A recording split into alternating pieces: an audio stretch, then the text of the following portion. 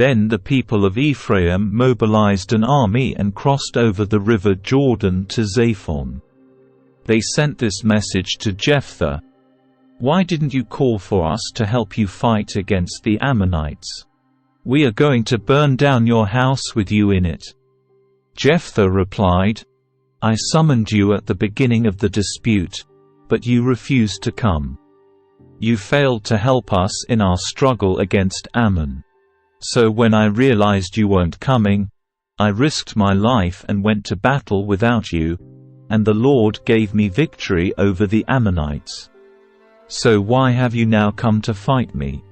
The people of Ephraim responded, "You men of Gilead are nothing more than fugitives from Ephraim and Manasseh." So Jephthah gathered all the men of Gilead and attacked the men of Ephraim and defeated them. Jephthah captured the shallow crossings of the river Jordan, and whenever a fugitive from Ephraim tried to go back across, the men of Gilead would challenge him. "Are you a member of the tribe of Ephraim?" they would ask. If the man said, "No, I'm not," they would tell him to say, "Shibboleth." If he was from Ephraim, he would say, "Sibboleth," because people from Ephraim cannot pronounce the word correctly. Then they would take him and kill him at the shallow crossings of the Jordan. In all, 42,000 Ephraimites were killed at that time. Jephthah judged Israel for 6 years. When he died, he was buried in one of the towns of Gilead. After Jephthah died, Ibzan from Bethlehem judged Israel. He had 30 sons and 30 daughters. He sent his daughters to marry men outside his clan, and he brought in 30 young women from outside his clan to marry his sons. Ibzan judged Israel for 7 years. When he died, he was buried at Bethlehem. After Ibzan died, Elon from the tribe of Zebulun judged Israel for 10 years. When he died, he was buried at Aijalon in Zebulun. After Elon died, Abdon son of Hillel, from Pirathon, judged Israel. He had 40 sons and 30 grandsons, who rode on 70 donkeys. He judged Israel for 8 years. When he died, he was buried at Pirathon in Ephraim, in the hill country of the Amalekites. Again the Israelites did evil in the Lord's sight, so the Lord handed them over to the Philistines, who oppressed them for 40 years.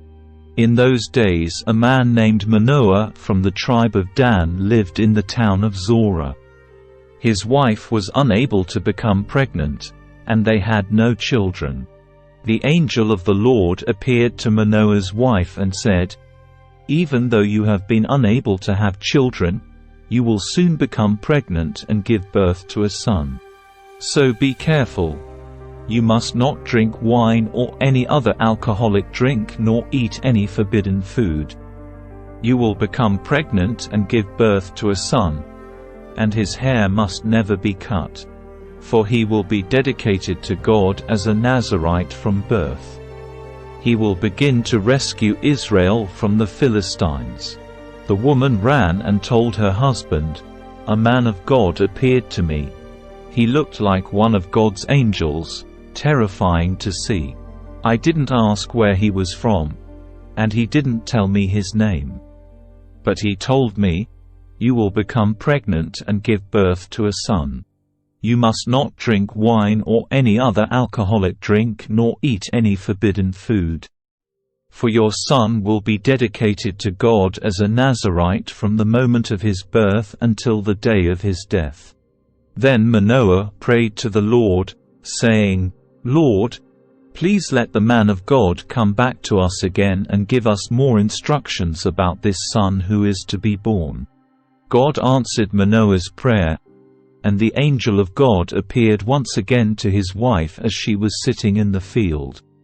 But her husband, Manoah, was not with her. So she quickly ran and told her husband, "The man who appeared to me the other day is here again."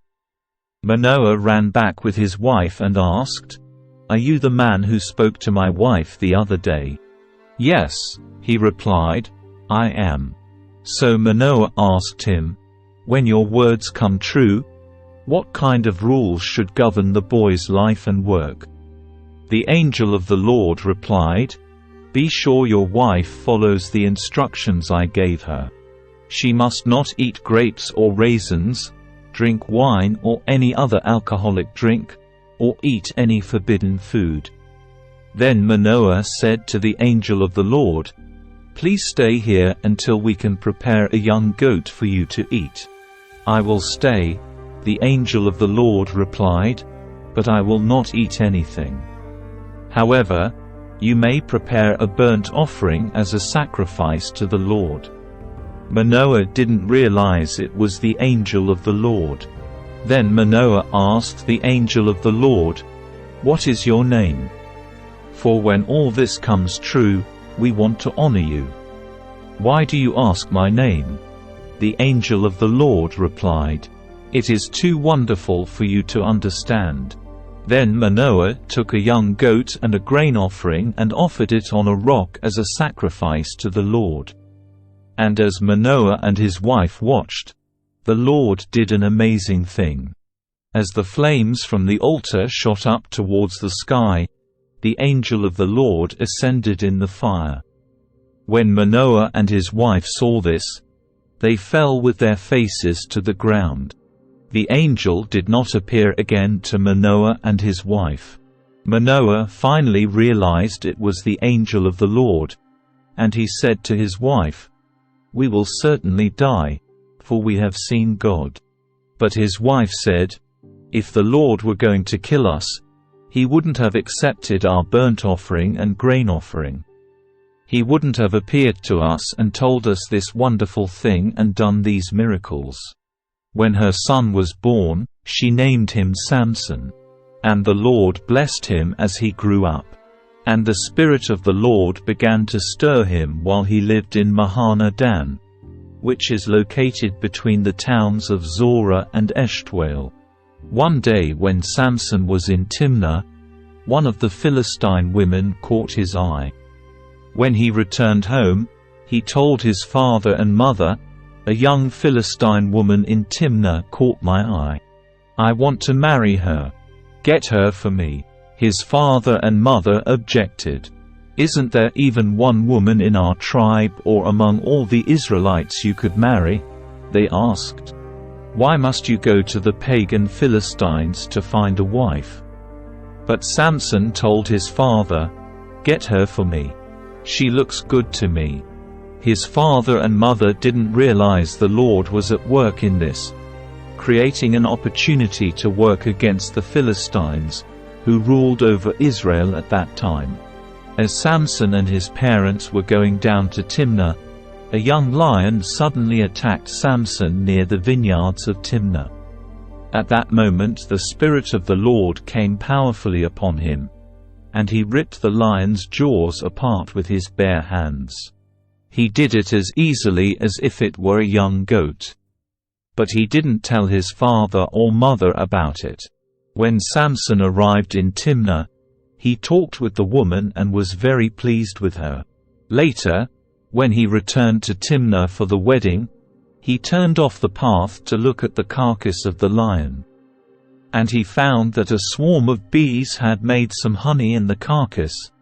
He scooped some of the honey into his hands and ate it along the way.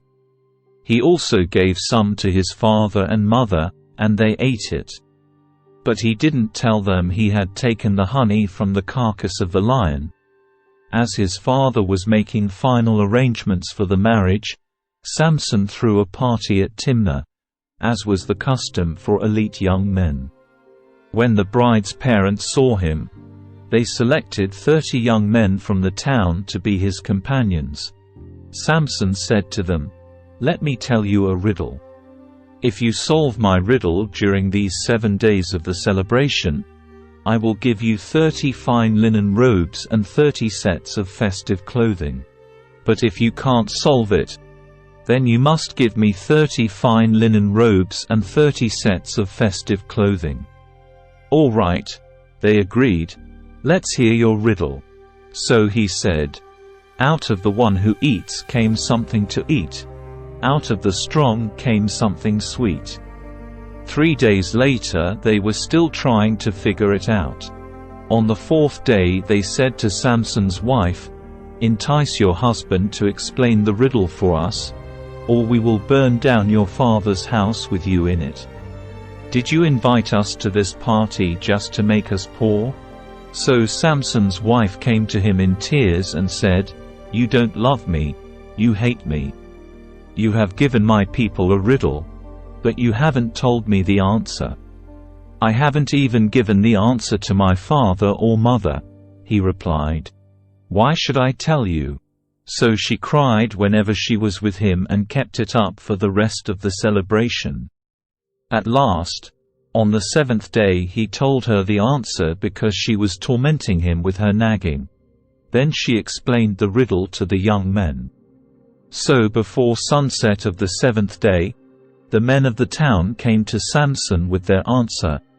"What is sweeter than honey? What is stronger than a lion?" Samson replied, "If you hadn't plowed with my heifer, you wouldn't have solved my riddle." Then the Spirit of the Lord came powerfully upon him. He went down to the town of Ashkelon, killed 30 men, took their belongings, and gave their clothing to the men who had solved his riddle. But Samson was furious about what had happened, and he went back home to live with his father and mother. So his wife was given in marriage to the man who had been Samson's best man at the wedding.